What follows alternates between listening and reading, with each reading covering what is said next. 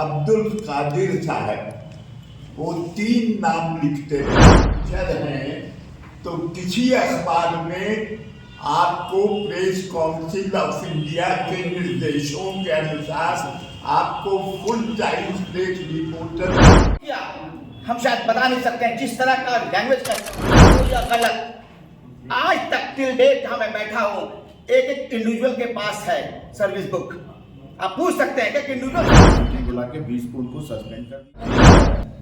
वो कहा वो 2024 में और शहर में इश्तेहार ये फैला है कि हमको शोकोस किया हुआ, व्याप्ति एविडेंस रिकॉर्ड किया गया कई लोगों का, जो भी उसमें जिसमें डेट में इन्वॉल्व थे या जो भी थे। जनाब शब्बी आरती शमशी सबसे पहले Mirza Ghalib college governing body की तरफ से हम आप तमाम लोगों का जो हमारे दुख और सुख में हमेशा हमारे साथ रहे हैं, चाहे वो इलेक्ट्रॉनिक मीडिया हो या प्रिंट मीडिया, हम आप सबका स्वागत करते हैं, इस्तकबाल करते हैं। साथियों, आज हमने एक खास सब्जेक्ट पर आप सब लोगों को यहाँ आमंत्रित किया है। हमारे कॉलेज में सभी विभागों की तरह अर्थशास्त्र विभाग भी, वहाँ के एक हमारे अध्यापक ऑनरेबल टीचर, ऑनरेबल हम उनकी इज्जत करते हैं, हमेशा से करते रहे हैं, लेकिन उन्होंने जो हरकत किया है उससे नारुष्ट होकर के गवर्निंग बॉडी में उनको सस्पेंड किया कॉलेज से, और उसके बाद उनके खिलाफ अन्य अनुशासनिक कार्रवाई की जा रही है। हुआ ये कि हमारे कॉलेज में पूरे वाइस चांसलर मगध यूनिवर्सिटी के, आप देख रहे होंगे बिहार सरकार के शिक्षा विभाग के आदेश पर सभी शिक्षण संस्थाओं का निरीक्षण हो रहा है।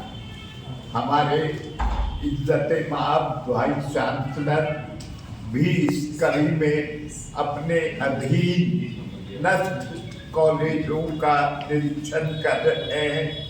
मिर्जा गालिब कॉलेज में भी सरताज साहब आप हमेशा देख रहते हैं, तो वो हमारे कॉलेज में भी उनका कार्यक्रम बना। हमारे सेक्रेटरी साहब और प्रोफेसर इंचार्ज साहब, इन लोगों ने कॉलेज में नोटिस सभी विभागों में दिलवाया कि इतनी तारीख को वाइस चांसलर साहब आ रहे हैं। हम अपने कॉलेज के शिक्षकों, शिक्षकेतर कर्मचारियों की ओर से उनका अभिनंदन और स्वागत करेंगे। कादिर साहब एक ऐसे प्रोफेसर हैं जो बिना पीएचडी किए हुए वो प्रोफेसर बन गए। ये बहुत इंपॉर्टेंट चीज़, उन्होंने पीएचडी नहीं किया है, प्रोफेसर बन गए हैं, और आज तक एक सेमिनार या एक पब्लिकेशन भी उनका नहीं हुआ। एक भी सेमिनार हो या एक पब्लिकेशन भी इनका नहीं आया है अब्दुल कादिर साहब का। और इनका लेटर हेड में नाम कुछ है, मार्कशीट में नाम कुछ है, और जो कॉरेस्पॉन्डेंस करते हैं उस पर नाम कुछ है। ये सब डॉक्यूमेंट हमारे पास मौजूद हैं। गवर्निंग बॉडी क्या एक्शन लेने जा रही है? गवर्निंग बॉडी ने ये सब चीज़ को देखते हुए जो 3 इश्यूज आपको बताया हमने, कि एक इंक्वायरी कमेटी थी, उसके बाद एक वीसी का प्रोग्राम था, और एक और उन पर प्रिंसिपल से कॉरेस्पॉन्डेंस का चार्जेस लगा के उनको सस्पेंड 20 तारीख को गवर्निंग बॉडी ने इमरजेंट मीटिंग बुला के 20 को उनको सस्पेंड कर दिया है। और उन पर डिपार्टमेंटल प्रोसीडिंग शुरू कर दिया गया है। उनके ऊपर FIR भी हो गया है। 28/10/23 को FIR नंबर 120/23 है, नेम्ड FIR हुआ उनके ऊपर। उनके ऊपर डिफेमेशन सूट फाइल करने के लिए लीगल नोटिस भी उन पर सर्व हो गई है। 1/11/23 को लीगल नोटिस उनके पास पहुंच गई है। उन्होंने दावा किया कि मैं रेजिग्नेशन हमने लिया है। उन्होंने जब उनको ये पता चला कि हमको सस्पेंड कर दिया गया है तो उनका रेजिग्नेशन जो आता है वो आता है 24 में, 23 का नहीं है। वो कहाँ है? वो 2024 लिख रहे हैं रेजिग्नेशन में। 23/10/2024 है वो लिख रहे हैं सर। उन्होंने आरोप लगाया कि जो खास करके जो कमेटी और कई सारे आरोप लगाए हैं, जिसमें एक मीटिंग हुई है आप लोग की, एक निजी होटल हुई है, जिसमें उनको सामूहिक तौर पर पकाने में भी आरोप लगाया गया। ऐसा है कि आरोप जो भी होता है वो हवा में आरोप नहीं होता। आरोप अगर है, ये सोचने की बात है कि जो आदमी यहाँ इतने दिन से काम कर रहा है, यहीं की तनख्वाह ले रहा है और वो आज कॉलेज के बिल्डिंग पर आरोप लगा रहा है। वाह, बहुत अच्छी बात है सर, बहुत अच्छी बात है ये। जब बन रही थी तब आरोप कहाँ था उनका? शमसी साहब, मंजूर साहब, आप लर्नेड काउंसिल भी हैं, इस शहर के मोअज़्ज़िज़ आदमी भी हैं, लोगों में से एक हैं। शमसी साहब ये बताएं, अभी आपने चर्चा की कि वो ऑब्जेक्शनेबल बातें की 2 महिला टीचर के खिलाफ वर्किंग प्लेस में षड्यंत्र रचा जा रहा होगा, जो भी होगा। जांच हुई, FIR कराया। किस मसले पे FIR आपने कराया? FIR उस पे नहीं हुआ। हाँ। FIR हुआ सोशल मीडिया को यूज करने में, सोशल मीडिया पर अननेसेसरी लिखने के लिए। हाँ। उस पे FIR हुआ, IT सेक्शन में हुआ।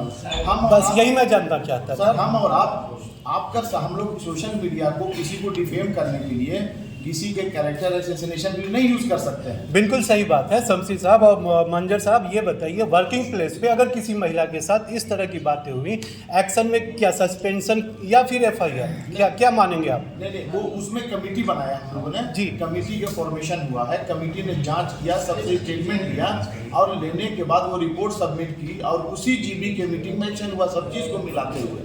तो ये छोटा अपराध है वर्किंग प्लेस में अगर किसी महिला के साथ अभद्र बातें या उनकी कोई भी बात की जाए तो ये स्वीकार्य है?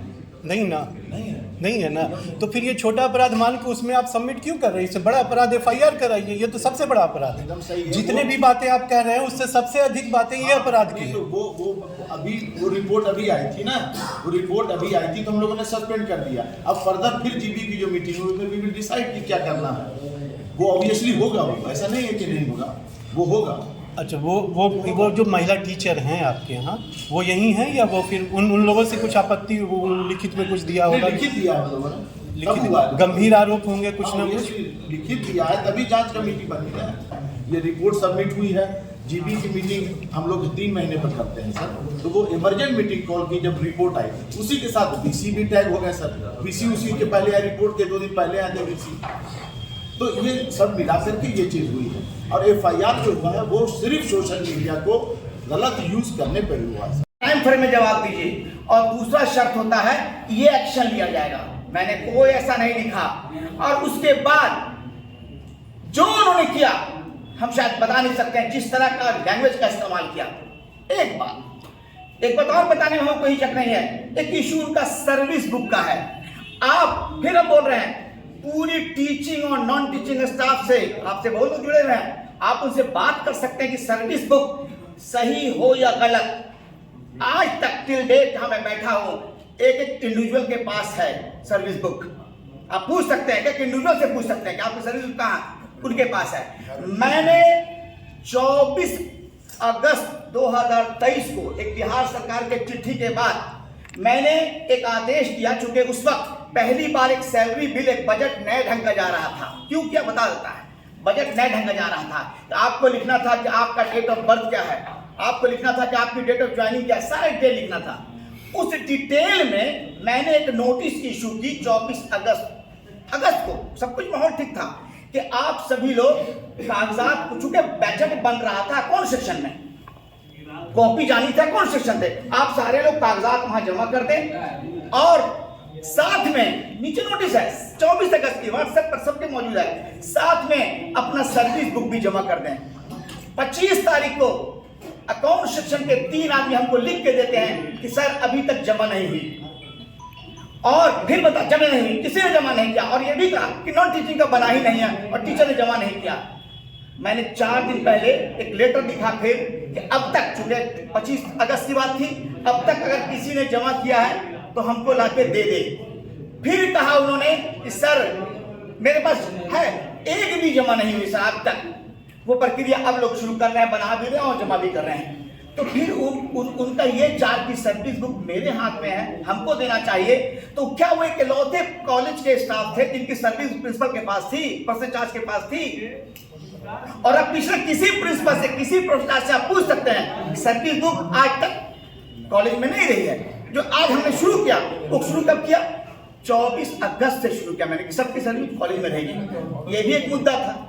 ये सब सारे चार्जेस हैं। आपको आप एक बेसलेस है। आपको अगर कुछ पूछना था किसी मुद्दे पर, आप गवर्निंग बॉडी से पहले पूछ लेते, आप वेरीफाई कर लेते। आप जो मन में आता है लिख दे रहे हैं, जो मन में आ रहा लिख दे रहे हैं। इंटरव्यू 2006 में हुआ, इंटरव्यू हुआ 2005 में। आप अपना रिजर्वेशन लेटर क्या देते हैं? 24 में दे रहे हैं। आप डेट जो बात कर रहे हैं, डेट आप खुद डेट देते हैं। क्या दे रहे हैं डेट? कि मेरा हम रिजर्वेशन में 3 जगह डेट है, 23/10/2024। बताइए, 23/10/2024 और 3 जगह, एक जगह नहीं है। आप देख सकते हैं।